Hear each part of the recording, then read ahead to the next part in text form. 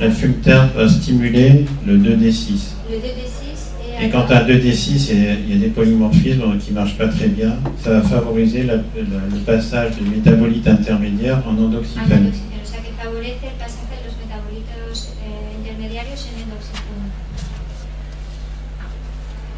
Donc la fumeterpe donc stimule 2D6, ainsi une activité anti-inflammatoire et parasympathico-mimétique intéressante, notamment sur le sphincter body qui empêche la libération de calculs biliaires. Entonces la orfaria tiene una actividad hepatoprotectora, estimuladora del TIP 2D6, tiene una actividad antiinflamatoria y tiene una actividad parasimpático-mimética, abriendo el esfínter de Oddi y favoreciendo la secreción biliar. Alors voilà pour un cancer du sein. On va faire un autre cancer colorectal. Alors après, il faut suivre, c'est pas à la fin des traitements, vous arrêtez tout, après on verra la prévention secondaire et tertiaire, si vous n'êtes pas trop fatigué. J'essaie de faire court, le cours de 2 jours en 2 heures, excusez-moi. Un cancer colorectal, donc il faut savoir que les cancers de stade 3, c'est-à-dire métastatique, il y a le bénéfice de la chimiothérapie est d'un patient sur 10. Donc il faut faire des protocoles pour connaître, si vous voulez, le rapport toxicité-efficacité.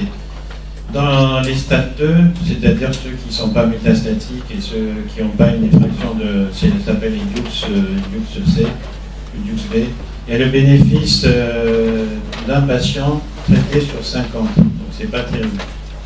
Entonces aquí tenemos que no se para todo en el tratamiento, luego habrá una parte del tratamiento.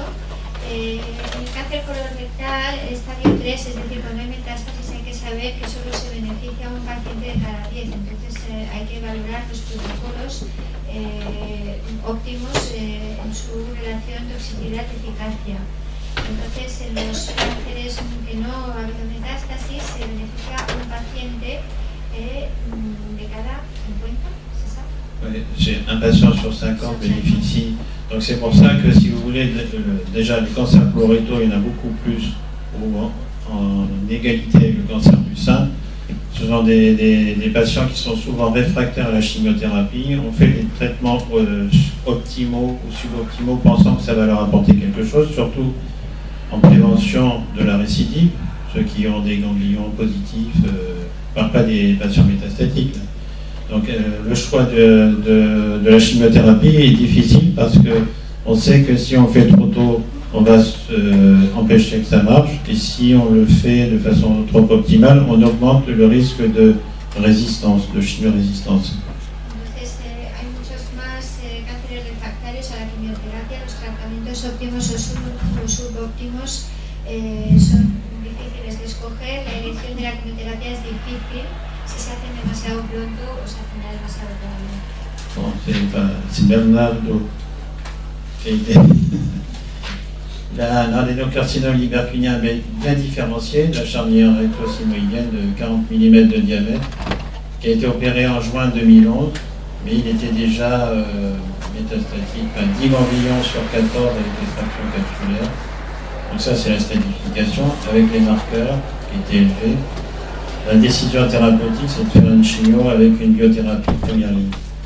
Entonces aquí tenemos a Bernardo, 60 años, con un adenocarcinoma libercuniano muy bien diferenciado de la recto sigmoide de 40 milímetros de diámetro. Se le hace una resección en esta fecha y ahí se encuentra que hay retracción capsular y nódulos afectados. Este es el diagnóstico de extensión con un antígeno carcinoma embrionario elevado y una CA de 65. Se decide hacer una quimioterapia con bioterapia de primera línea.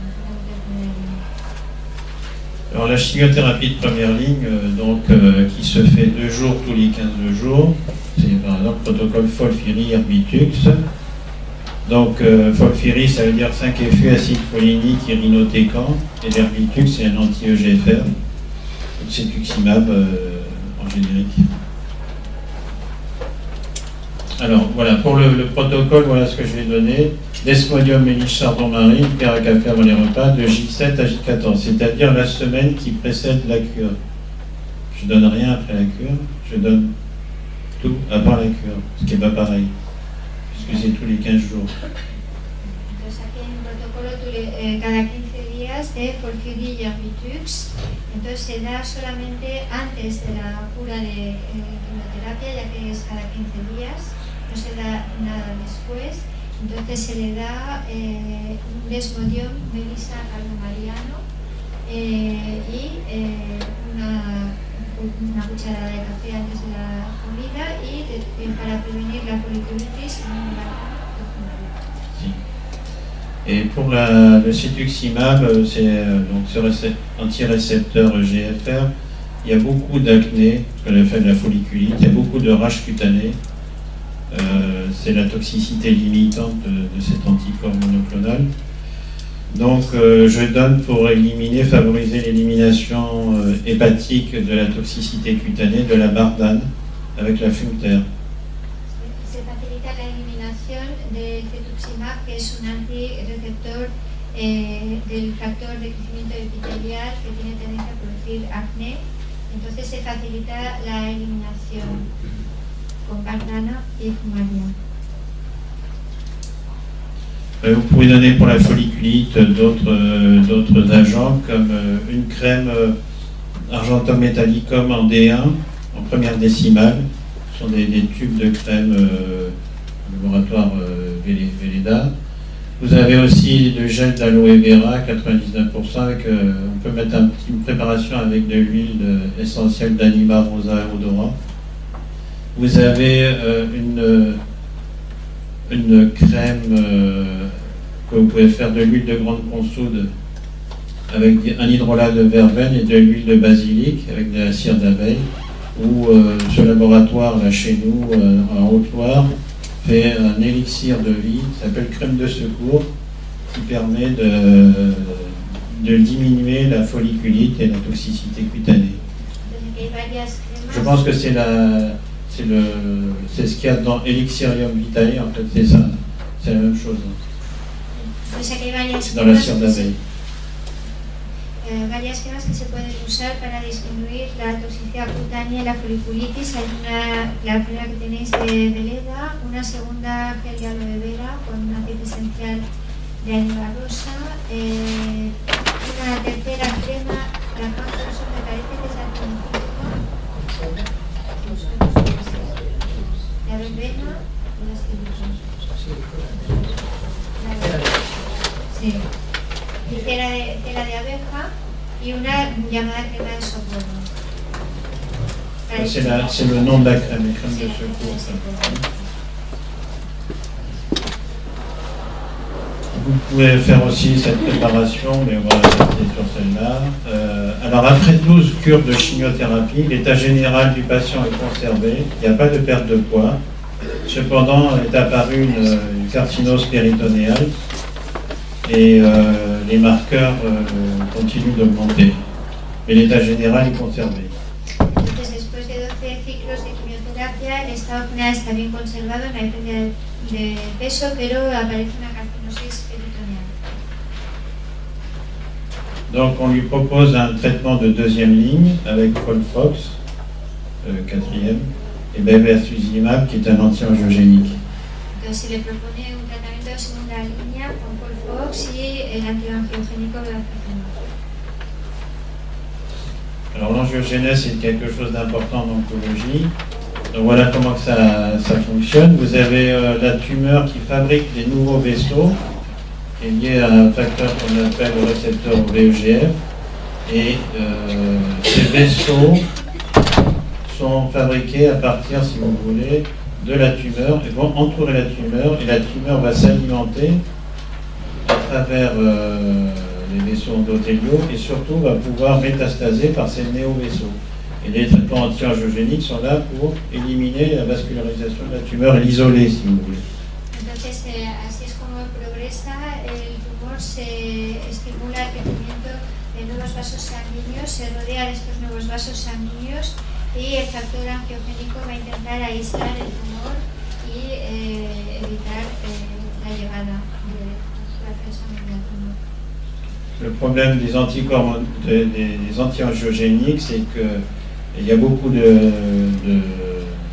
complications qui ne sont pas accessibles à la phytothérapie, hein, perforation, accident thromboembolique, mais voilà, sur lesquels on peut agir, sur l'asthénie, les myalgies, les risques d'hypertension modérée, dermatite, folliculite. Sur tous ces symptômes-là, on peut moduler les effets de l'Avastin. Entonces los problemas de los antiangiogénicos es que hay numerosas complicaciones que no son accesibles a la fitoterapia, sin embargo se pueden mejorar, se puede actuar sobre algunas de ellas, por ejemplo la astenia, las mialgias y la hipertensión moderada.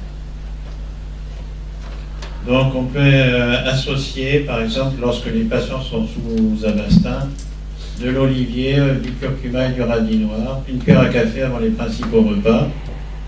Alors, je vais vous montrer pourquoi l'olivier. L'olivier, au niveau des récepteurs de l'endothéline, vous avez les principales voies de signalisation intracellulaires qui sont couplées aux récepteurs.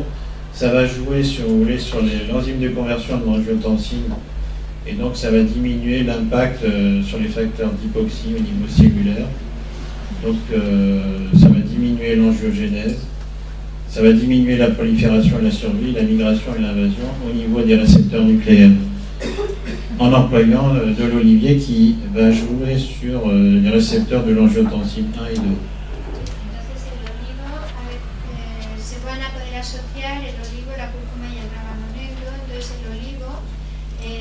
Unas vías de señalización, va a actuar sobre vías de señalización intracelular que están asociadas a los receptores de la endotelina 1 y de la angiotensina 2 implicadas en la progresión tumoral, ya que en la transducción celular van a estimular los receptores nucleares.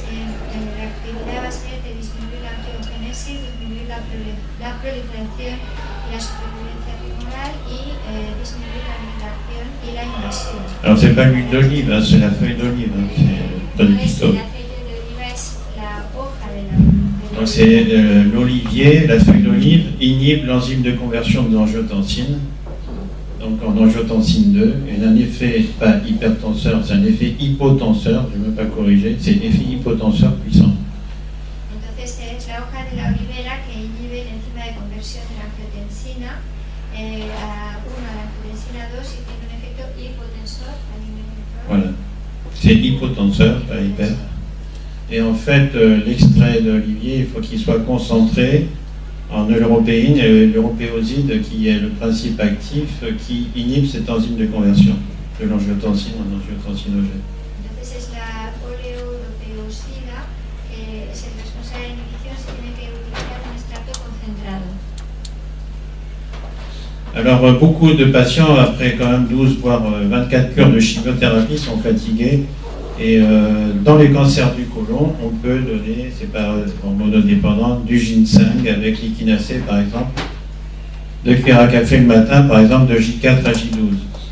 Entonces en cáncer de colon se puede dar el ginseng después de 24 ciclos de quimio, la mayoría pues estarán cansados, habrá una astenia y en esos casos se puede dar ginseng y echinacea.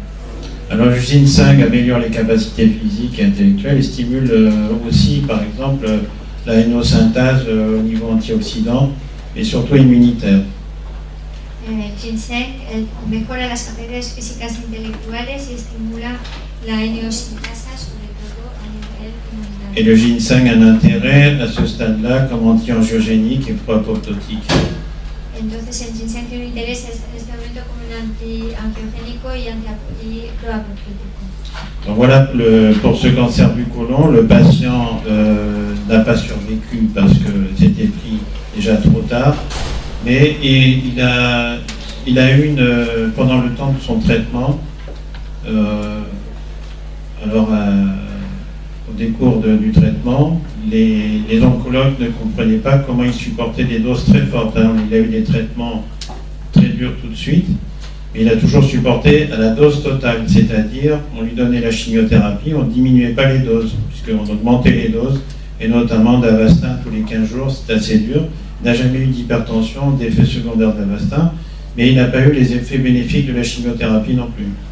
Mais en fait, c'est-à-dire qu'il est mort dans de bonnes conditions, mais il est décédé quand même. El paciente no sobrevivió, se le había había seguido demasiado tarde. Los oncólogos se sorprendieron a pesar de ello de la tolerancia que tuvo a los efectos secundarios, sobre todo al Avastin. Entonces, bueno, murió en buenas condiciones. Voilà, bonito. La quimioterapia no tuvo un efecto. Voilà, donc je vous ai pris que 2 exemples, parce que bon, là, tout le monde a faim, tout le monde est fatigué. Moi, pas du tout. Moi, c'est comme les diesels, je commence seulement là. Je suis parti. Donc, on va faire le synthético. On va faire le synthético. Entonces, os ha dado solo 2 ejemplos, pero como todo el mundo tiene hambre y está cansado y no, entonces, pues va a hacer una síntesis. Synthesis. Alors, ce qui est important, c'est, on n'a pas parlé, mais de la nutrition, c'est important que les gens dénutris supportent très mal la chimiothérapie. Donc il y a un gros sujet sur la nutrition, la renutrition pendant les traitements. Il faut que les gens prennent des protéines parce qu'ils perdent du poids avec les traitements, que ce soit les nouvelles biothérapies, que ce soit la corticothérapie, que ce soit certaines chimiothérapies. Lorsqu'ils sont en dessous de 10% de leur poids, la chimiothérapie ne marche pas, quelle qu'elle soit. Il faut les mettre en activité physique, c'est-à-dire la remise en mouvement pendant les traitements. Même justement, plus ils sont fatigués, plus il faut les mettre en action pour diminuer les facteurs de l'inflammation. Ça s'appelle une immunomodulation nutritionnelle et il faut bien sûr faire de la détoxication et de la protection cellulaire. Entonces, hay que tener en cuenta todo un aspecto que no se ha podido cubrir aquí, que es que los pacientes desnutridos soportan mal la quimioterapia. Hay que dar proteínas en la dieta. Si la pérdida de peso es más importante, con 10% la quimio no funciona. Y hay que sobre todo poner a los pacientes a moverse, hay que tener una actividad física y más cuanto más cansados están para aumentar la detoxificación.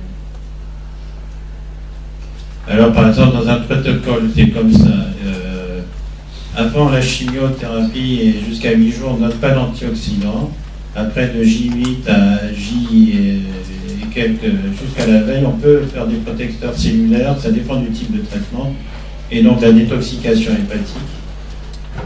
On a très important la balance oméga 6, oméga 3. Vous pouvez donner des pré ou des probiotiques sur un bilan préalable et toujours une nutrition adaptée au contexte inflammatoire et de protéines. Entonces es muy importante el protocolo de micronutrición y quimioterapia de no dar antioxidantes en la quimio. El día 0 de quimio se dan protectores celulares dependiendo del tipo de tratamiento y el balance omega 6 omega 3 es muy importante. Ce qui est important, bon, vous pourrez avoir ce tableau-là, quelques tableaux que je donnerai Consuelo pour vous les remettre. Voilà. Durant toute la chimio du Conseil d'alimentation santé, le jeûne, j'en ai un petit peu évoqué, on verra ça un autre jour. Les probiotiques aussi, on verra. À la fin des traitements, la détoxification hépatique et par la phytothérapie et la protection rénale, un rééquilibrage de l'écosystème intestinal pour les prébiotiques.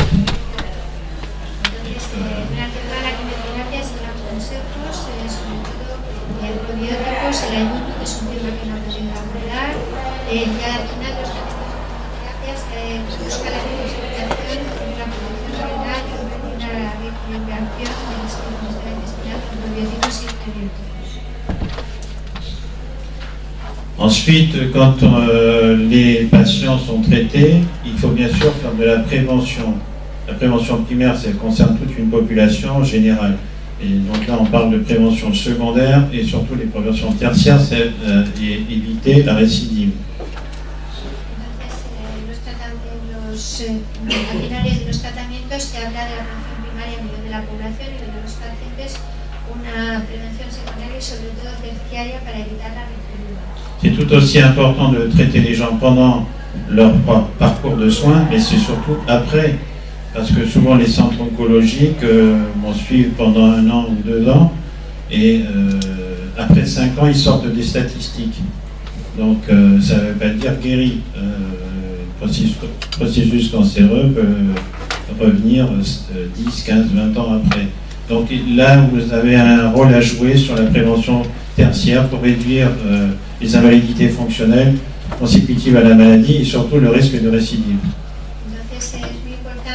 que es igualmente importante decir a los pacientes después de los tratamientos de quimio, que después de 2 o 3 años de tratamiento ya no hay seguimiento y a más de 5 años se salen de las estadísticas.